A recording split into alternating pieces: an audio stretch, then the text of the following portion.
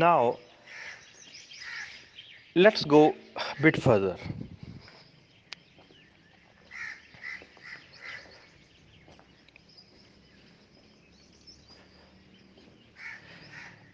The law of the land provides certain obligations, duties, and liabilities.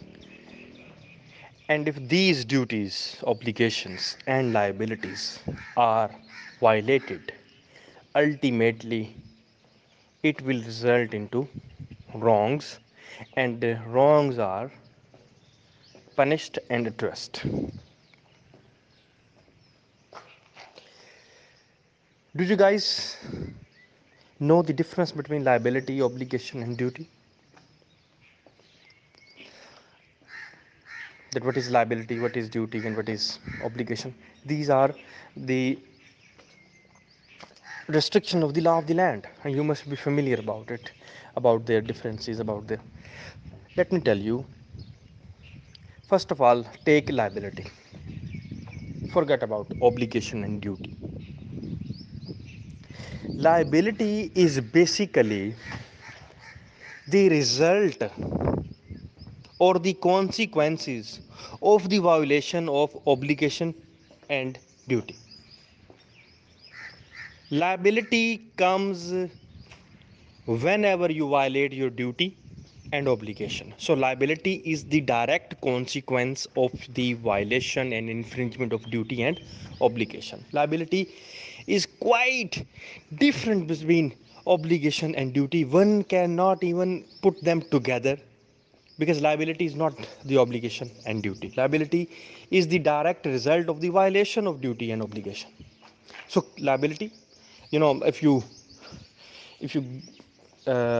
observe, you are duty bound to observe speed limit, let's say 120 kilometer on the motorway, right? It's your duty to follow it, and if you don't follow it, the motorway police will obstruct you. What they will do, they will fine you. Why they will fine you?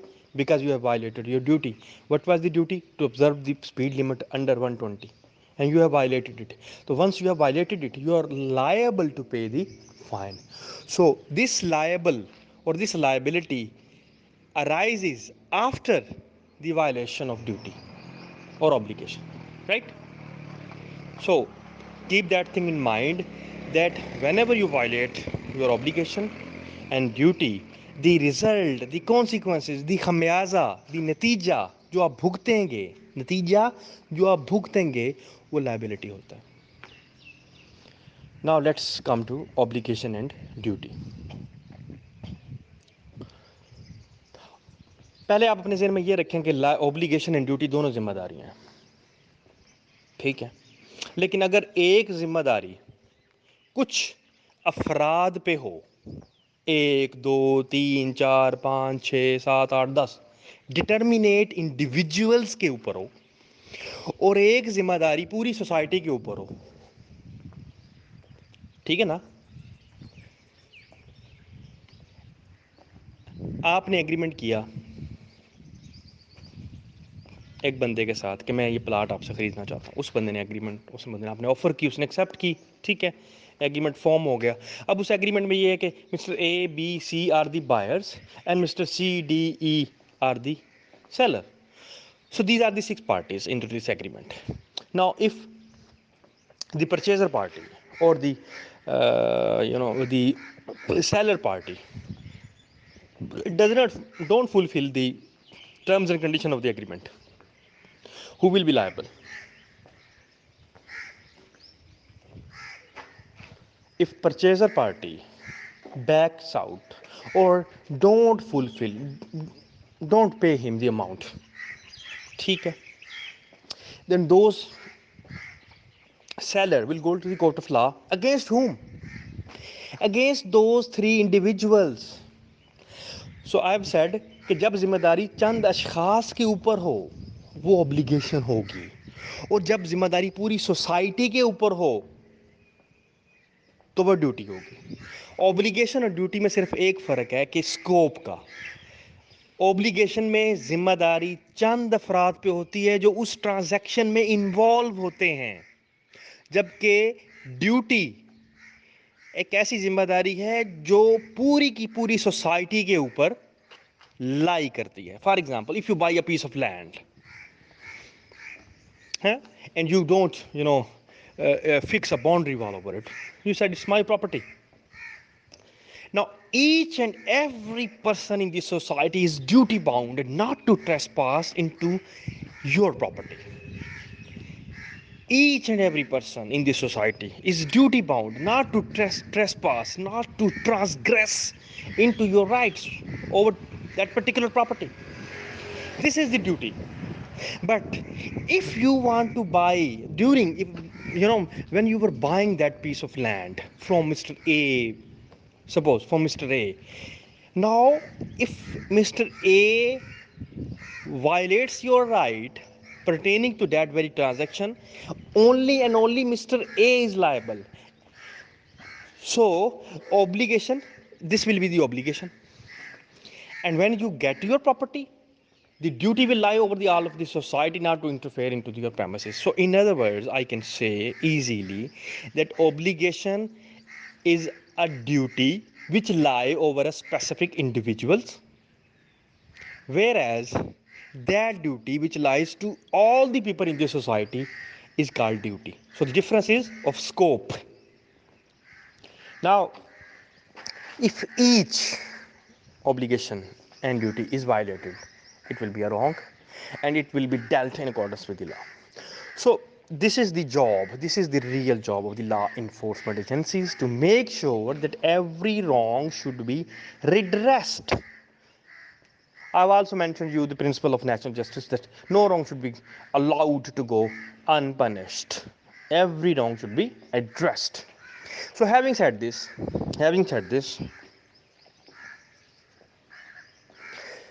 I was explaining the difference between law and constitution,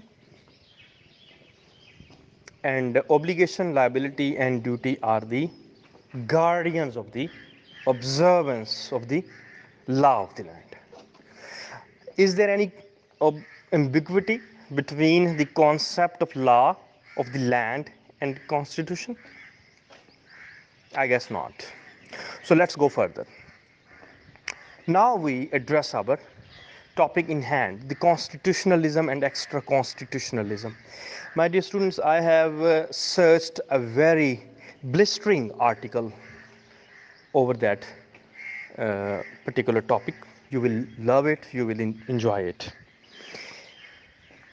I will analyze that the constitutionalism is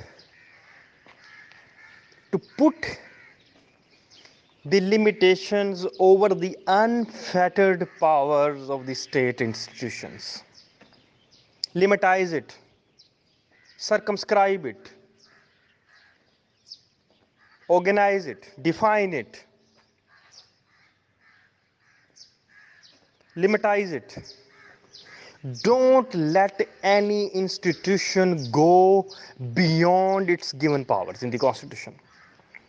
All the institutions must be confined to the extent of their domain, expressly provided by the Constitution. Restrict them.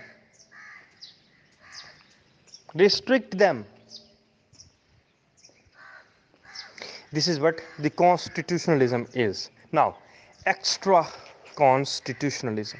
Extra constitutionalism is basically the extreme opposite of the constitutionalism. Extra constitutionalism is this: to shun the guidelines provided by the Constitution, make it ultra vires, go beyond it in order to satiate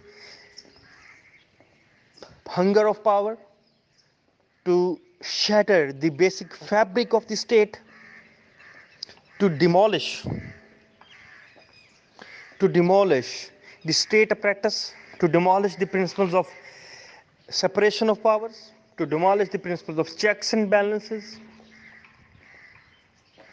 And ultimately there will be a chaos, there will be anarchy, there will be uh, disharmony.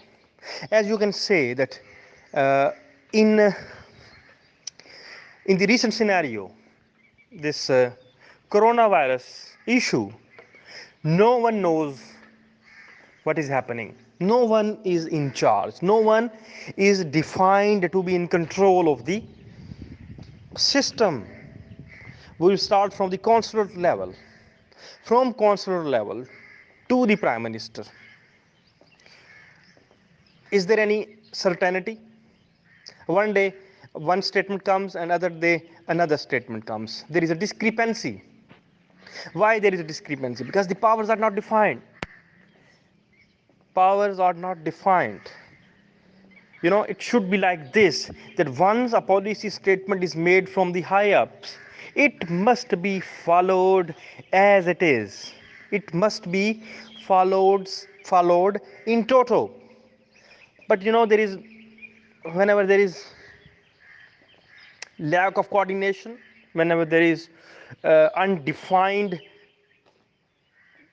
powers, when there is no limitation over the domain, when there is no defined structure, such things can happen. This is the recent example. Lockdown करना है. अब कराची में आप देख लें, आज की खबर है कि एक खबर ये आई है कि जनाब कि ये जो यूनियन काउंसिल है इनको लॉकडाउन कर लिया जाए. आधे घंटे के बाद आ गई नहीं, lockdown is not a viable decision. Who is making the policies? So the extra constitutionalism is the curse of the Constitution of Pakistan. Is the curse. We made Constitution in 1956, then again we made it in 1962, then again there was interim Constitution in 1972, again there was another Constitution in 1973, and the amendments in the 1973 Constitution. First it was made presidential form, and then again it was made parliamentary form, and still counting. On that particular issue, I'm going to give you the link right now, which will further enlighten your horizons, keeping in view this notion in hand, and I'm very sure that you will learn a lot. So kindly note it. I'm also sending it to you. Go into its detail, read it, and then come up with some valuable thoughts. Thank you very much.